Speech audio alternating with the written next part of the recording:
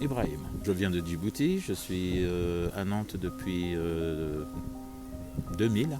J'ai travaillé à Djibouti où je suis informaticien, j'avais travaillé là-bas, dans mon pays d'origine donc. Et à un moment donné, j'avais mis le doigt dans la politique. Il n'y a pas moyen de s'intéresser à la politique là-bas, sauf à chanter les louanges d'un président, d'une famille, d'une dictature. Sinon c'est le coup près qui tombe et ça peut faire très très mal. Donc je me suis assez vite senti en danger et j'étais obligé de quitter donc Djibouti pour arriver ici en France. Donc à partir de 2000, j'étais ici. Disons que je me suis stabilisé à peu près 5-10 ans après. J'avais repris mon travail d'informaticien pour le compte de la région. J'ai 58 ans aujourd'hui. Je me retrouve toujours à la région, agent pour la région, mais plus à m'occuper du développement durable. J'ai toujours trouvé Nantes plutôt sympathique, des gens accueillants. Mais d'un abord, pas toujours facile au départ. C'est assez difficile de se faire des amis. Mais une fois qu'on se les fait, c'est des vrais amis. Et c'est des gens qui restent. C'est des gens sincères.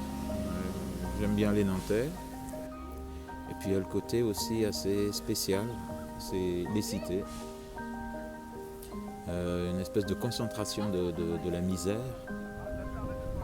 concentration de tous les problèmes dans des lieux très spécifiques. Et évidemment, concentration de misère égale concentration de violence. Qu'il y a obligatoirement un lien de cause à effet, je ne sais pas, mais toujours est-il que c'est là.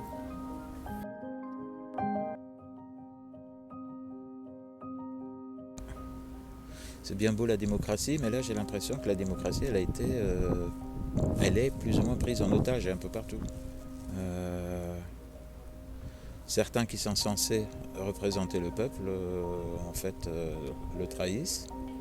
Partout où je vais, que je sois à Djibouti ou dans d'autres pays que je connais, il y a une espèce d'élite qui s'est accaparée de tout. Et on ne voit pas des retombées positives, je veux dire. Est-ce qu'une société, quel type de société je veux, quel type de société on veut, il y a des minimums qui ne sont même pas respectés.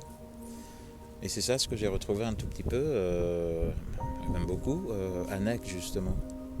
Où là on parle réellement politique, on parle redistribution, on parle de gens, on parle local. Et on parle de redonner la parole, le pouvoir aux gens, tout simplement. Moi je suis Régis Contreau, j'ai 39 ans, j'ai un enfant qui a 7 ans. Je travaille dans l'énergie depuis une vingtaine d'années et du coup je suis militant pour Nantes en commun depuis 2 ans maintenant. J'aime bien dire que moi je me sens vraiment concerné par toute forme de domination.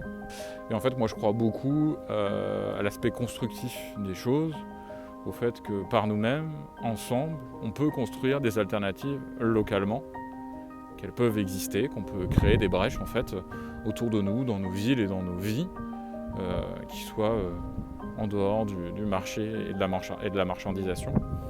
Et que finalement ces projets, ces communautés vont s'étendre et peuvent créer un tout qui fera sens, qui sera construit par les gens qui habitent la ville.